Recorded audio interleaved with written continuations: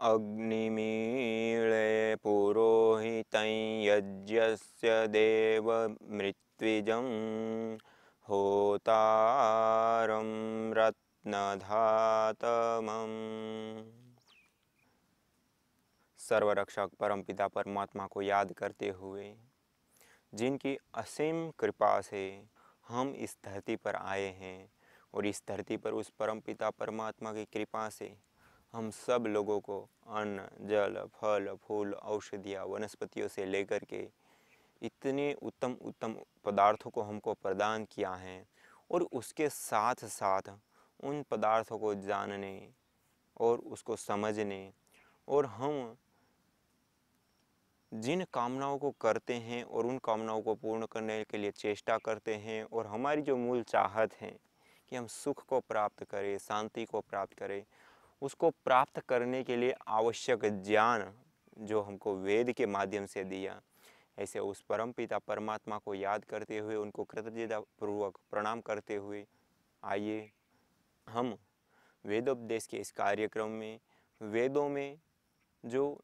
यज्ञों का कथन है या यज्ञों का जो विधान है उसके ऊपर हम स्वाध्याय कर रहे थे।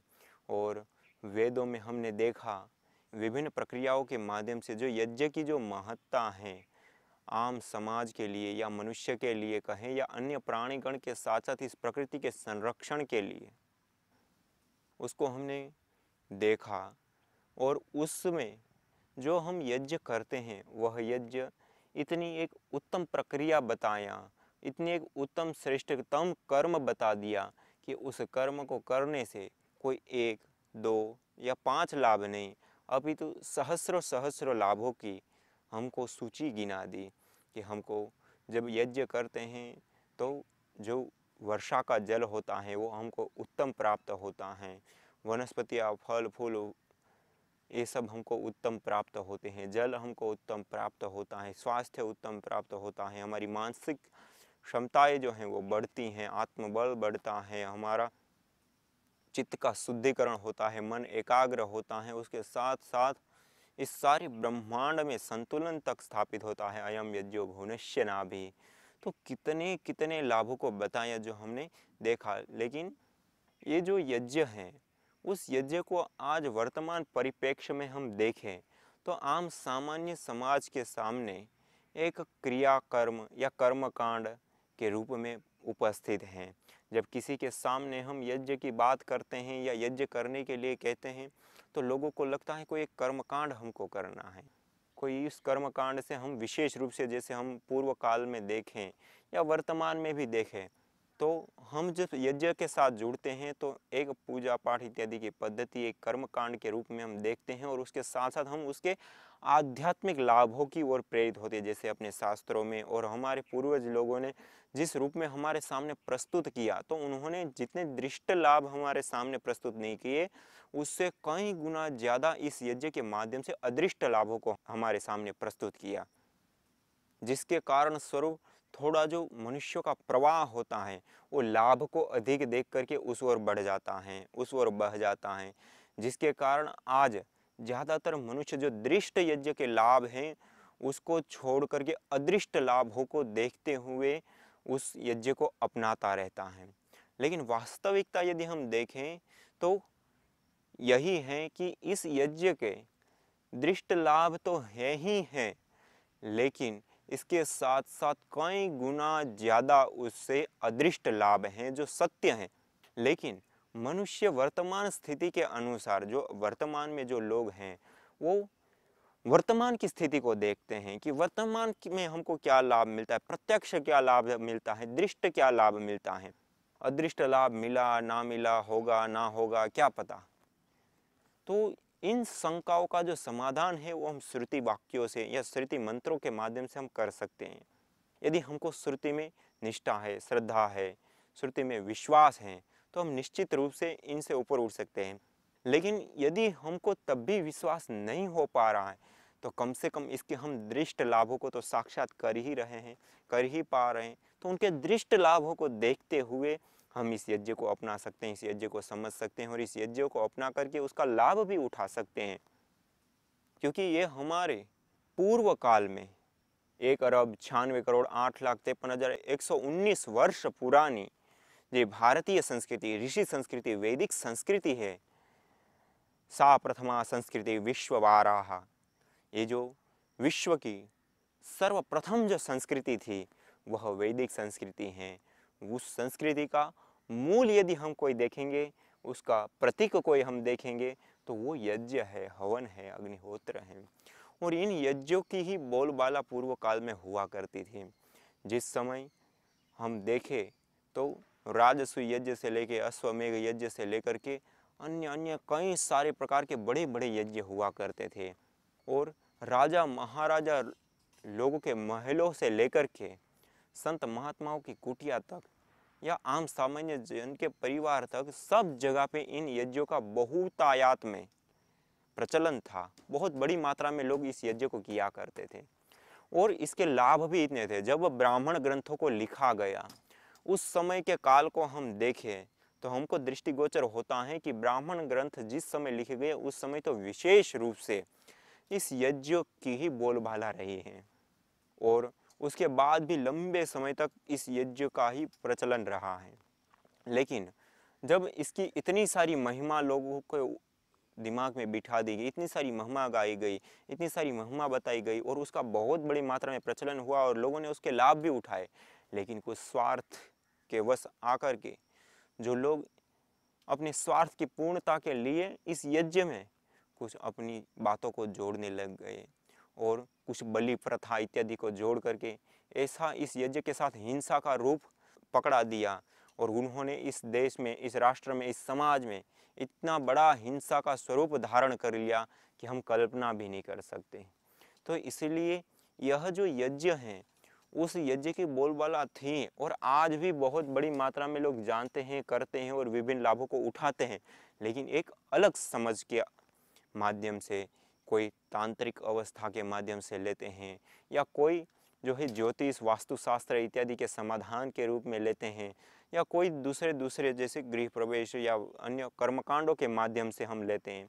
लेकिन हमको आज आवश्यकता है एक विज्ञान के रूप में इस यज्ञ को देखने की, एक विज्ञान के रूप में इस यज्ञ को प्रस्तुत करने की, क्योंकि यह कोई कर्मकांड, आडंबर, ढोंग, आडंबर, पाखंड या कोई गलत चीज़ नहीं है। ये एक संपूर्ण वैज्ञानिक, सार्वभौमिक और पंथ निरपेक्ष वस्तु है। सार्वभौमिक, वैज्ञानिक एवं पंथ निरपेक्ष कर्म है यज्ञ और इसको करने से चारों ओर से हमको लाभ प्राप्त होते हैं।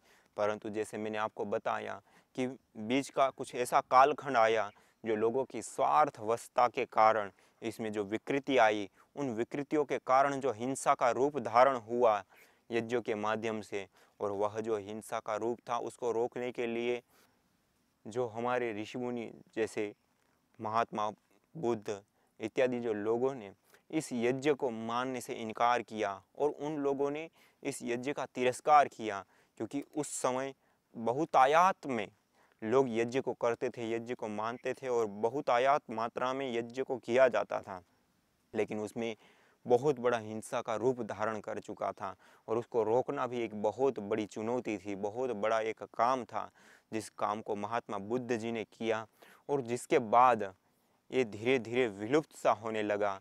और आज वर्तमान स्थिति में देखें तो हिंदू लोग कुछ अलग अलग कर्मकांडों के रूप में जानते हैं, लेकिन इसके वास्तविक जो लाभ हैं, इसकी वास्तविक जो स्थिति है उसको ना जान करके, इसके वास्तविक लाभों को ना उठा करके, उसकी वास्तविकता को ना जान करके एक कर्मकांड के रूप में श्रद्धावश या हमारे शास्त्रों में वर्णन है इसलिए किया करते हैं।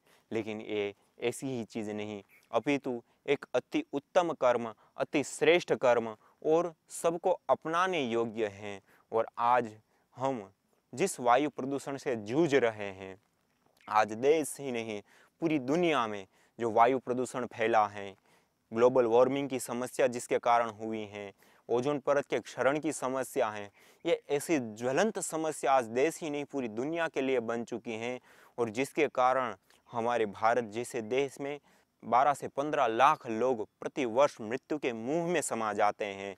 चीन जैसे देश में 15 से 20 लाख लोग मृत्यु के मुंह में समा जाते हैं और पूरे विश्व को देखें तो 70 लाख लोग, WHO के आंकड़ों के अनुसार देखें तो 70 लाख लोग मृत्यु के मुंह में समा जाते हैं केवल वायु प्रदूषण के कारण। और दिल्ली जैसे जो भयंकर प्रदूषित शहर हैं, वहाँ पे तो हर तीसरा बच्चा लंग्स की बीमारी से पीड़ित हैं और इतनी बड़ी मात्रा में वहाँ पे बीमारियाँ पनप रही हैं कि हम कल्पना नहीं कर सकते। और इतना तो है ही है, लेकिन उसके साथ साथ जो इस वायुमंडल में ऑक्सीजन की जो मात्रा होती हैं, वो ऑक्सीजन की मात्रा भी दिन प्रतिदिन कम ही होती चली जा रही हैं। आज पेड़ पौधे वैसे ही कम बच गए हैं और उसके अतिरिक्त हम जितना ऑक्सीजन लेते हैं, उस ऑक्सीजन की प्राप्ति के लिए हमारे भूमि पर 30% के आसपास पेड़ होना अति अनिवार्य है, 33% भूमि पर। लेकिन आज वो भी बहुत कम है, मानी 14 से 15% बच गई है। और उससे अतिरिक्त आज जो ऑक्सीजन की खपत है वो इतनी बड़ी मात्रा में, क्योंकि हम मनुष्य लोग जितनी ऑक्सीजन लेते हैं उससे ज़्यादा ऑक्सीजन तो हम जिन संसाधनों का प्रयोग करते हैं उन संसाधनों के निर्माण के लिए या उन संसाधनों को चलाने के लिए जो मृत ईंधनों का प्रयोग किया जाता है, चाहे पेट्रोल है, डीजल है, कोयला है, गैस है इत्यादि, उनको जलाने से जो ऑक्सीजन की खपत होती है वो बहुत बड़ी मात्रा है और जिसके कारण आज बहुत बड़ी मात्रा में वायुमंडल में ऑक्सीजन की कमी होती चली जा रही है।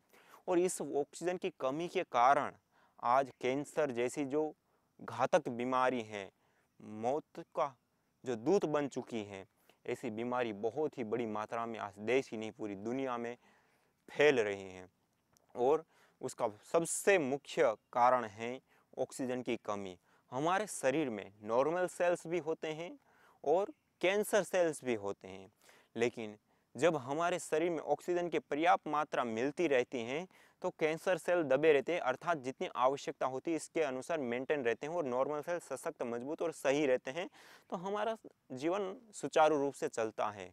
लेकिन जब ऑक्सीजन की पर्याप्त मात्रा नहीं मिलती है तो हमारे जो नॉर्मल सेल होते हैं वो डिजनरेट होने लगते हैं, वो कमज़ोर होने लगते हैं और उसके कारण जो कैंसर सेल है उसको ऑक्सीजन नहीं चाहिए तो वो सेल बहुत ज़्यादा मात्रा में ग्रोथ करने लगते हैं, तो सारी प्रक्रिया उल्टी हो जाती है, जो बैलेंस है वो बिगड़ जाता है और जो कैंसर का रूप धारण कर लेता है। और आज आप देखें तो करोड़ों लोग ऐसे हैं जो कैंसर जैसे घातक बीमारी से पीड़ित हैं और करोड़ों की संख्या में लोगों की मृत्यु होती है। तो ये एक हमारे सामने बहुत ही घातक स्थिति पैदा हो रही है। और सबसे बड़ी घातक समस्या है वायु प्रदूषण। जिस वायु प्रदूषण के कारण लंग्स की बीमारियां, कानों से संबंधित बीमारी, आँखों से संबंधित बीमारी, आँखों में जलन, गले में जलन या कई सारी ऐसी बीमारियां हैं जो वायु प्रदूषण के कारण होती हैं। क्यों? क्योंकि हमारा जो आहार का सबसे बड़ा हिस्सा है वो वायु है। हम जो भोजन लेते हैं वो दिन में 2 बार 3 बार लेते हैं। हम पानी पीते 4 5 बार 7 बार 10 बार पीते होंगे ज़्यादा से ज़्यादा। लेकिन सांस हम हर सेकंड सांस को लेते हैं, निरंतर सांस को लेते हैं। हम भोजन ना ले तो भोजन के बिना भी हम 1 महीना 2 महीना 3 महीने तक हम जीवित रह सकते हैं। बिना पानी से भी हम लंबे समय तक रह सकते हैं, लेकिन आप बिना श्वास से 3 मिनट से ज़्यादा जीवित नहीं रह सकते। तो ये जो वायु है वो हमारा प्राण है, जिसके कारण ही हमारा जीवन है। इसलिए यह जो वायु है जो अनुसंधानों से प्राप्त हुआ उसके अनुसार जो हम एनर्जी लेते हैं, सुबह से शाम तक जो हम काम करते हैं, कार्य करते हैं, क्रियाकलाप करते हैं, उसके लिए जो एनर्जी हमको चाहिए उस एनर्जी की भरपाई केवल 20% हम अपने अन्न, आहार या पेय पदार्थों से करते हैं और अतिरिक्त 80% जो एनर्जी होती है वो 80% एनर्जी को हम नासिका के माध्यम से वायुमंडल से ग्रहण करते हैं, जिसको हम शुद्ध प्राणवायु ऑक्सीजन कहते हैं, जिसके माध्यम से हमारा पूरा शरीर एनर्जिक रहता है और हमारे कार्य को संपन्न करने के लिए सक्षम बन पाते हैं। और आज वायु प्रदूषण के कारण जो ये हमारा 80% जो आहार है वो आहार दूषित हो चुका है, वो आहार विषाक्त हो चुका है, उस आहार में जहर घुल चुका है और जिसके कारण आज पूरी दुनिया में 70 लाख लोग प्रति वर्ष मृत्यु के मुंह में समा जाते हैं। और आज देश ही नहीं, पूरा विश्व इसके लिए चिंतित है और पूरे विश्व में इसके ऊपर कदम उठाए जा रहे हैं। विभिन्न प्रकार के योजनाएं बनाई जा रही हैं और अरबों खरबों रुपए खर्च किए जा रहे हैं, फिर भी दिन प्रतिदिन वायु प्रदूषण बढ़ रहा है। कोई इसका समाधान नहीं मिल रहा है। क्या करे आखिर में? तो आखिर में एक ही हमारे सामने समाधान है, जो हमारे वेद रूपी ज्ञान ने बताया, वेदों ने बताया, हमारे ऋषि मुनियों ने बताया। वह है यज्ञ, वह है हवन, वह है अग्निहोत्र। जब हम हवन का नाम लेते हैं, अग्निहोत्र का नाम लेते हैं, तो लोगों के दिमाग में आता है कि हम अग्नि जलाते हैं, उसमें विभिन्न प्रकार की आहुतियाँ देते हैं, जिसके माध्यम से कैसे ये वायु प्रदूषण ठीक हो सकता है। क्योंकि अग्नि जलती है तो अग्नि से तो carbon dioxide, carbon monoxide, nitrous oxide या अन्य अन्य जो ऐसी गैसें होती है वो पैदा होती है और जो तो प्रदूषण कारक कही जाती हैं, जो वायु को प्रदूषित करती हैं। सत्य बात है, लेकिन ये भी उससे अतिरिक्त सत्य है। उससे बाद का सत्य है कि यज्ञ की अग्नि है, वह अग्नि कोई सामान्य अग्नि नहीं, एक विशेष अग्नि है और इस अग्नि के माध्यम से जो हुआ प्रदूषण है उसको दूर करने की सामर्थ्य है। क्यों? क्योंकि इसके अंदर जिन चीज़ों को हम जला रहे हैं, जिन चीज़ों की हम आहुति दे रहे हैं, जिन चीज़ों का इसमें दहन हो रहा है, वह चीज़ें, वह वस्तुएं इतनी उत्तम, इतनी श्रेष्ठ और इतनी वैज्ञानिक तरीके से चुनी गई हैं कि हम कल्पना भी नहीं कर सकते हैं। जैसे उसमें विशेष एक आहुति होती है, वह होती है घृत, एक होती है सामग्री, एक होती है संविदा और विशेष प्रकार का हवन कुंड। तो ये सामग्री है, संविदा है, घृत है, ये अलग अलग हव्य द्रव्य हैं। उसमें से सबसे मुख्य हव्य द्रव्य है घृत। और घृत में ऐसी अपूर्व क्षमता और सामर्थ्य है कि घी को जब हम अग्नि में डालते हैं तो अग्नि तो तेज होती ही होती है, अग्नि तो प्रज्वलित होती ही होती है, लेकिन जब वह घी जलता है तो परमाणु रूप में कन्वर्ट होकर के इस वायुमंडल में घुल जाता है। और वेद मंत्रों के माध्यम से बताया है कि इस घृत को हम द्यावा और पृथ्वी में आपूरित करें, अग्नि के माध्यम से, यज्ञ के माध्यम से हम इस घी से द्यावा और पृथ्वी को पूरित करें। मानी द्युलोक और पृथ्वीलोक में इस घी को हम फैलाए, पूरित करें, उसमें हम डाल लें घी को। वैसे तो हम डाल नहीं सकते, लेकिन जब हम अग्नि में डालते हैं तो वो सारे पदार्थ अति सूक्ष्म रूप में को धारण करके, परमाणु रूप को धारण करके पूरे वायुमंडल में फैल जाते हैं। घृतेन द्यावा पृथ्वी पूर्येताम। और कहा कि घृत के माध्यम से या घृत से हम द्यावा और पृथ्वी को आपूरित करें। और इस प्रकार से हम जब आपूरित करते हैं तो इस घी में जो अपूर्व क्षमता है, सामर्थ्य है, उस सामर्थ्य के माध्यम से इस वायु को शुद्ध करने का काम करता है। इसलिए इसको सर्पी भी कहा गया है। इसलिए कहा यत् सर्पस् तत् सर्पी ही, अर्थात जो संस्कृत भाषा है उसमें घृत को सर्पी भी कहा गया है। जैसे सर्प है वैसे ही सर्पी काम करता है। सर्पी मानी घृत काम करता है। क्यों? जो सर्प होता है वो जैसे रेंगता हुआ चलता है, वैसे ही अग्नि में डाला हुआ जो घृत होता है वो भी ज्वाला रूप धारण करके, गैस रूप धारण करके उसी प्रकार से दूर दूर तक वातावरण में जाता है। और जैसे सर्प होता है वो वायुमंडल से सांस लेता है और प्रश्वास के माध्यम से प्राणदायी वायु छोड़ता है। और जब वो सांस लेता है तो जो जहरीली वायु होती है इस वायुमंडल में, उसको धारण करता है अपने शरीर में। इसलिए इस धरती पर जो भी विषैले प्राणी होते हैं, पशु होते हैं, पक्षी होते हैं, कीट पतंग होते हैं, चाहे सर्प हैं, चाहे बिच्छू हैं या अन्य कोई भी, वो सारे भी हमारे लिए इतने उपयोगी होते हैं कि हम कल्पना नहीं कर सकते। हमको एक रूप से डर लगता है और व्यक्ति कई बार सोचता भी है कि भगवान ने ऐसे जहरीले प्राणी इस धरती पर क्यों पैदा किए हैं या दिए हैं कि जो हम मनुष्य या अन्य लोगों को काट करके उनको पीड़ा देता है, उनकी मृत्यु को भी धारण करवा देता है कई बार। तो ऐसा नहीं है। यदि ये जो जहरीले प्राणी हैं, बिच्छू, सांप इत्यादि, यदि वो जहरीले ना रहते इस धरती पर, तब भी हम इस धरती पर जीवित ना रह सकते हैं। क्यों? क्योंकि इस वायुमंडल में ऐसे कई सारे तत्व होते हैं जो कुछ तो हमारे लिए उपयोगी हैं, कुछ हमारे लिए जहरीले भी हैं। जिन जहरीले तत्वों को वह सांप, वह बिच्छू श्वास के माध्यम से ग्रहण करते हैं और प्राणदायक वायु को हमारे लिए वापस छोड़ देते हैं। अर्थात हमारे लिए जो ये प्राणदायक वायु चाहिए, उसमें से जो जहर का तत्व है उसको वापस ग्रहण करने का काम ये जहरीले प्राणी करते हैं और वो अपने शरीर में धारण करते हैं। इसलिए तो उनके शरीर में भी ये जहर होता है, बिच्छू और सांप इत्यादि के। और कहीं से नहीं आता ये जहर, जहर उनके वायुमंडल से वो अवशोषित कर लेते हैं और जिसके कारण हम आराम से इसमें सांस लेते और जीवित रहते हैं। यदि वो ना होते तो हम वैसे ही सांस लेकर के जहर में मर जाते हैं। तो ये भी हमारे लिए उपयोगी। तो यहाँ पर जो ये कहा है कि यद सर्पस तद सर्पी अभवत, जैसे सांप हैं वैसे ही सर्पी हैं। जैसे सांप वायुमंडल से सारी अशुद्धियों को अपने शरीर में धारण कर लेता है और शुद्ध वातावरण को कर देता है, इसी प्रकार ये जो सर्पी है, घृत है, उसकी जब हम अग्नि में आहुति देते हैं, अग्निहोत्र में, यज्ञ में आहुति देते हैं, तो वो जब वायुमंडल में फैलता है तो इस वायुमंडल में फैला हुआ जो जहर है, विषाक्तता है, उस विषाक्तता को खत्म करने का काम करता है, उस विषाक्तता को दूर करने का काम घृत करता है। इसलिए ये यज्ञ उत्तम काम, श्रेष्ठ काम है। तो आइए हम सब इस यज्ञ को अपनाएं और अपने जीवन के साथ साथ इस जगत में भी दिव्यता का आदान करें। आज इतना ही। इसी के साथ ओम शांति शांति शांति।